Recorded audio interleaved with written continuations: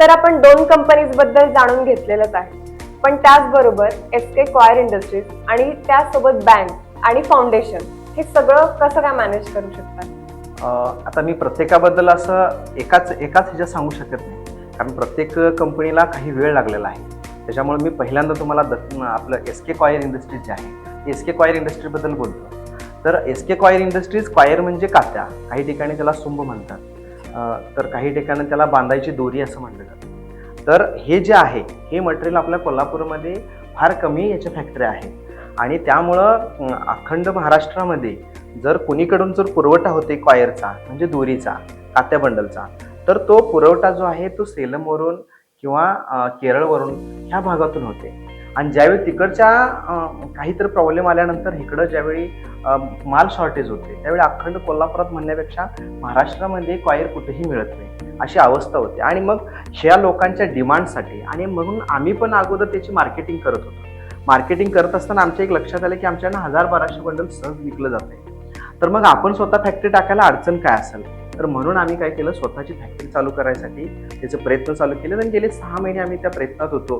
आणि परवाच गेल्या महिन्यात 26 जूनला छत्रपती शाहू महाराजांच्या जयंती दिवशी, त्या दिवशीच आम्ही त्या फॅक्टरीचं ओपनिंग केलं.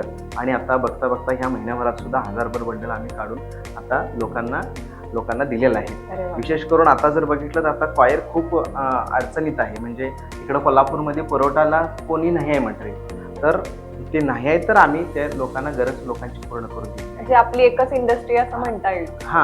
त्याच्यासाठी कॉयरसाठी ती वेगळीच इंडस्ट्रीज झाली, कारण आपला कलर आणि केमिकलचा अगोदरचा सेटअप होता, तर आता हा एक्स्ट्रा कॉयरचा आला. आणि आता बघायला लागलो आपण गेल्या महिन्याभरामध्ये खूप अतिशय चांगल्या पद्धतीनं ते प्रोडक्शन चालू आहे. आणि कोल्हापुरात आता सेलमवरनं बऱ्यापैकी गाड्या ज्या येत होत्या त्या आता ह्या महिन्यात न आल्यामुळं सगळा जो ओघ आहे तो आपल्या एसके कॉयर इंडस्ट्रीज ह्यावर पडत आहे. त्याचबरोबर मला विचारायचं आहे की आता बँक क्रेडिट आहे, तर त्याबद्दल मला जाणून घ्यायचं की बँकचं कसं काय कॉन्सेप्ट म्हणजे ऍक्च्युली मॅडम खूप वर्षापासून माझं ते प्लॅन होतं एक की बाबा हे आपल्याला करायला पाहिजे. कारण ज्यावेळी व्यवसाय चालू केला त्यावेळी तुम्हाला मी सांगितलंच की आपण अशा पद्धतीनं दागिनं वगैरे घरातलं ठेवून मायक्रोचं मंगळसूत्र वगैरे ठेवून आपण चालू केलं.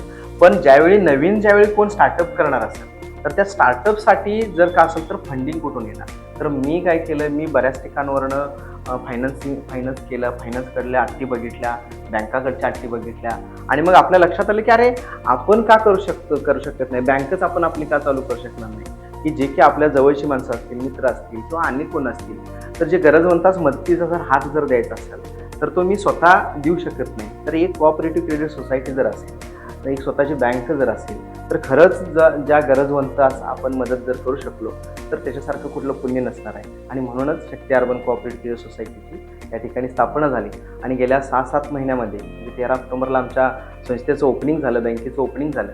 आणि गेल्या डिसेंबर महिन्यापासूनच आपण स्टार्टअप धरू त्याचा, तर गेल्या 6-7 महिन्यामध्ये जवळपास 40-42 लाख रुपयाची कर्ज वाटप झाली.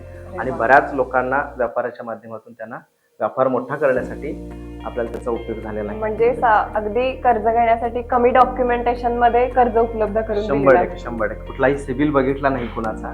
आणि फक्त आम्ही बघितलं तर ते पुढच्या माणसाचं ध्येय आणि उद्दिष्ट जर बरोबर जर आहेत तर ती उद्दिष्ट त्याची जर बरोबर असेल तर त्याला लवकरात लवकर आम्ही कर्ज देण्याचा प्रयत्न केला. खूप छान सर. आणि मला पुढे जायचंय आणि पुढचा प्रश्न हा विचारायचा की छत्रपती शाहू महाराज फाउंडेशन याबद्दल आम्हाला जाणून घ्यायचं आहे. छत्रपती शाहू महाराज फाउंडेशन म्हणजे शाहू महाराजांचं जे कार्य आहे हे कार्य कोल्हापुरात मोठ्या जोमानं वाढलं पाहिजे आणि लोकांच्यापर्यंत त्यांचं ज्या भूमिका होत्या त्या भूमिका लोकांच्यापर्यंत पोचल्या पाहिजेत. म्हणजे अशांत असतील त्या लोकांना शांत करायचं आहे. तर मग विपश्यनेचा मार्ग आहे, तर तो विपश्यनेच्या मार्गासाठी आम्ही पळसंबी या ठिकाणी विपश्यना सेंटर चालू करण्यासाठी 10 गुंठ जागा सुद्धा आम्ही घेऊन ठेवलेली आहे. त्याच्यासोबत काही शाळा असतील तर त्या शाळांना मदत आम्ही देतोय. बऱ्याच शाळांना कलरसाठी, कधी बेंचसाठी अशा पद्धतीने ज्या मदतीचं आम्ही स्वतः ठरवलेलं आहे की कुठं फेसबुकला, व्हॉट्सअपला कुठेही टाकायचं नाही, की ज्याची आपण खूप मोठं काहीतरी मी लय खर्च करायला समाजावरनी अशा पद्धतीचं कुठंही आम्ही त्याची जाहिरात करत नाही की आम्ही इथं खर्च करतोय तिथं खर्च करतोय. तर ते आम्ही कधी दिखावपणा त्याचा करत नाही. जे आहे ते अगदी मिशनरी पद्धतीचं काम आम्ही छत्रपती शाहू महाराज फाउंडेशनच्या माध्यमातून आम्ही करत आहोत. लोकांना दिसत नाही की ती काम कुठं आहे, तर ते काम आहे ते ऑटोमॅटिकली लोकांच्या, जर एखाद्या ठिकाणी आपण अगरबत्ती लावलेला आहे तर त्याचा सुगंध ऑटोमॅटिक पसरत जातो. असा तो सुगंध आहे ते छत्रपती शाहू महाराज फाउंडेशनच्या माध्यमातून सुगंध पसरत जाईल, लोकांना ते हळूहळू कळत जाईल. नक्कीच. आणि आमच्या सर्वांच्या शुभेच्छा तुमच्या सोबत आहेत. मला आणखीन एक तुम्हाला विचारायचं की तुम्ही आम्हा सगळ्यांना काही सांगू इच्छिता किंवा एखादा प्रसंग किंवा काय आम्हाला सांगू इच्छिता? आता सांगायचं असं आहे की जे आमचे ग्राहक आहेत किंवा तुम्ही सर्वजण सगळी जी लोक आहात त्यांना सगळ्यांना असं सांगायचं आहे की ग्राहक हा आमचा राजा आहे आणि ग्राहक हेच आमचं देव आहे. तर मग यांना जर द्यायचं असेल तर एंड ऑफ कस्टमरला जर द्यायचं काय असेल तर म्हणून आम्ही एक मोमेंट ऑफ ट्रूथ नावाचा कार्यक्रम आयोजित करत आहोत, जो दर महिन्याला आम्ही चालू करतो. त्याचा हा 3रा कार्यक्रम आमचा आहे. तर मोमेंट ऑफ ट्रूथ ह्या कार्यक्रमाच्या माध्यमातून एंड ऑफ कस्टमर डायरेक्ट कंपनीपर्यंत आम्ही घेऊन येतो. अरे वा. आणि कंपनीपर्यंत आल्यानंतर त्याचं जे काय आहे ते येतेच त्याचा मान सन्मान केला जाते आणि त्या मान सन्मानाच्या माध्यमातून सुद्धा ह्या कस्टमरना सुद्धा एंड ऑफ कस्टमरला काहीतरी मिळालं पाहिजे या उद्देशानं आणि त्यांनी सुद्धा ह्यातून कंपनीतून मोठी झाली पाहिजे अशा पद्धतीचा एक प्लॅन त्या मोमेंट ऑफ ट्रूथमधून आम्ही घेऊन निघालोय. आणि कस्टमरना सुद्धा ह्या बॅगच्या माध्यमातून जितक्या बॅग कस्टमर घेत जाईल दुकानदारांच्याकडून तितक्या पद्धतीनं त्यांचा रेशो वाढेल आणि त्या पद्धतीने कस्टमर त्यांना काहीतरी वेगळ्या गिफ्ट आणि वेगवेगळ्या काहीतरी टोकन अमाऊंट अशा गोष्टी आम्ही आता लोकांना द्यायला लागलोय आणि त्या माध्यमातून अजून कस्टमर आता आपल्याकडे वाढत आहे. मग हे टोकन देणं किंवा हे गिफ्ट हे कसं तुम्हाला आयडिया आली या गोष्टीची? ह्या गोष्टीची आयडिया अशी आहे की कस्टमर जे एंड ऑफ कस्टमर जे असतो, शेवटचा कस्टमर जो असतो, ह्या कस्टमरची दुसरी काहीही हे नसत्या, भूमिका नसत्या की त्याला जर का आपल्याकडनं प्रोडक्ट क्वालिटी आणि क्वांटिटी जर चांगली मिळाली तर त्याच्या पलीकडं जो शेवटचा कस्टमर आहे, जो लास्टला लावत असते, चिकटवत असते, स्टिक करत असते केमिकल, तर त्या माणसाची अवस्था जी असते तो अतिशय 8-8 तास, 10-10 तास, 12-12 तास काम करत असते. तुलनेनं त्याला जे सॅलरी जात असते ती अगदी 400 रुपये, 350 रुपये असं, म्हणजे अगदी आजच्या पोटाची भूक कशी भागेल इथपर्यंतचीच असते. त्यातून जर आपल्याकडनं त्याला हे 10 रुपये, 50 रुपये, 20 रुपये जे आम्ही कंपनीने ठरवलेलं आहे की त्याच्यात हे टोकन टाकायचं 10 ते 50चा, तर तो अत्यंत खुश होतोय.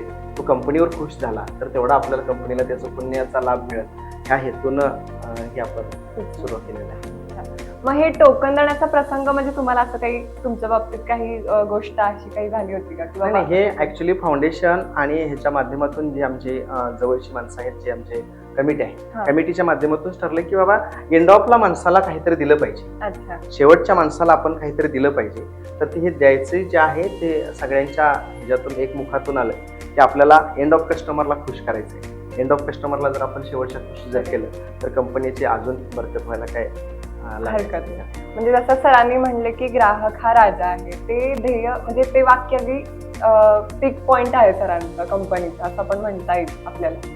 आपण आता शक्ती उद्योग समूह याबद्दल जाणून घेतलं, तर याचे पुढचे ध्येय काय आहेत किंवा आता पुढचा मोटो काय आहे? आता कसं आहे, आपल्याकडं एक प्रोडक्टच्या ऐवजी अनेक प्रोडक्टांची लाईन होत आल्या. जसे ती लाईन होत आल्या तसं त्याचं सेल होत आहे, अशा त्या फॅक्टऱ्या सुद्धा वेगवेगळ्या होत आल्या. म्हणजे टाईल ॲडिंगची फॅक्टरी वेगळी झाली, कॉयरची फॅक्टरी वेगळी झाली. तर तशा पद्धतीने आता आमचं SK व्हाईट सिमेंट हे प्रोडक्ट आम्ही 7-8 महिन्यापूर्वी चालू केलं, तर त्याचीही फॅक्टरी आम्हाला वेगळी करायची आहे. त्याच्यासोबत आमच्याकडे चॉकपीट आहे, म्हणजे मार्किंग पावडर आहे, तर त्याचीही फॅक्टरी आम्हाला वेगळी करायची आहे. तर अशा पद्धतीनं जे इंडस्ट्रीजचं आहे तर ते अनेक इंडस्ट्रीज करणं, येत्या 4 ते 5 वर्षामध्ये कमीत कमी 6-7 फॅक्टऱ्या आमच्या स्वतःच्या असतील.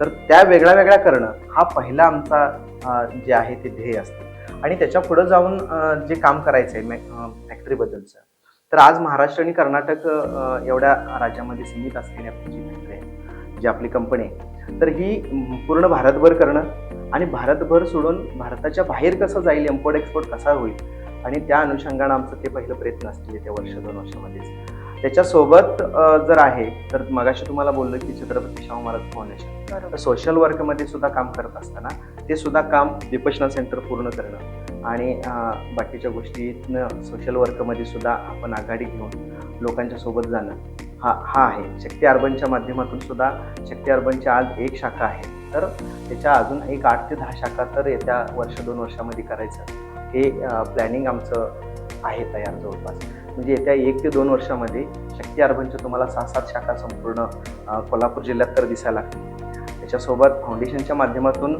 सामाजिक कार्यामध्ये गोरगरीब लोकांची मदत करणं आणि अशांत लोकांना शांत करण्याचं काम या ठिकाणी फाउंडेशनच्या माध्यमातून होईल. आणि इंडस्ट्रीच्या बाबतीत बघितलं तर प्रत्येक प्रोडक्टची वेगवेगळी फॅक्टरी होईल, ह्यासाठी आम्ही पुढचं काम करत आहोत. तुमच्या पुढच्या वाटचालीसाठी खूप खूप शुभेच्छा.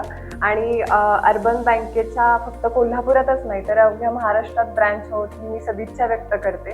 त्याचबरोबर तुम्ही अगदी लास्ट कस्टमरपर्यंतचा विचार केलेला आहे, त्यामुळे ह्या इंडस्ट्रीज भरपूर होतील आणि डेफिनेटली आपल्या महाराष्ट्रात नाही तर पूर्ण भारत आणि भारताच्या बाहेर सुद्धा याचं एक्सपोर्ट व्हावं ही मी सदिच्छा व्यक्त करते. आणि तुम्हाला खूप खूप शुभेच्छा देते, खूप खूप ब्लेसिंग्स देते. धन्यवाद. थँक्यू.